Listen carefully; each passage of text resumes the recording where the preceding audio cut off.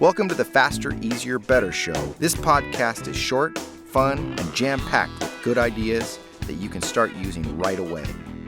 Welcome to another episode. I'm your co-host, Ellen, along with my co-host... LTS. Those are my initials. I'm shorthanding it.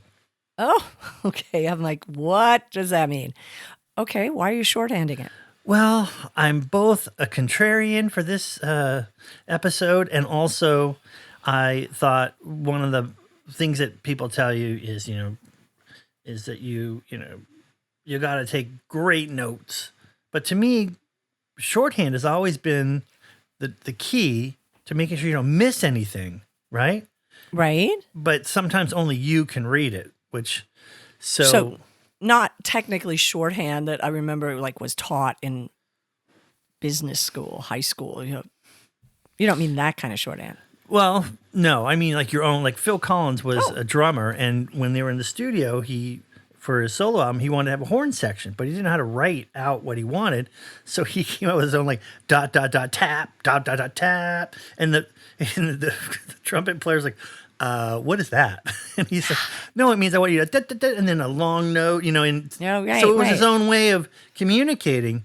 I'm just saying, I take some of the things that people say.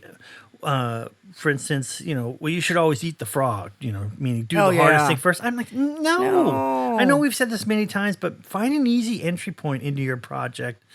And even if it's the last thing, you're doing it first, whatever, just to get started. So I wanted to come up with some contrarian things where, a lot of people use Evernote. Okay. So they're just typing as the person's talking, or they're just, I'm now starting to learn my own little code. So I have stuff that I started in college that I still do. It saves time on both ends. It takes less time to write, and if I need relate. If I need to write, person or individual or whatever, it's an I with a circle on the top. It looks like a little person. Yeah. And I think this next one, I heard from you originally, and I adapted it, and I thought, this is really cool. A theme day. Love theme days. Cleaning day, working day, travel day, whatever. And then everything is a kind of, maybe not everything, but the bulk of your day is kind of decided for you, and it gives you the mindset of what you're up against, or what you get to enjoy, or whatever you have to do. Oh yeah, I mean, get all your supplies when I was writing, I loved writing days. This is the day. There's no meetings planned. I'm writing, and there's going to be other things that show up, but your main emphasis is on. For me, it was writing day. And, cleaning day, okay, maybe it's going to be cleaning 2 hours. But during that time, you don't schedule anything else. You're just going to knock it out of the park. Also, that helps with the short on-ramp when you can give yourself a short amount of time. You know what? I don't want to do this, but I'm going to do it for 10 minutes. And after 10 minutes, I can quit.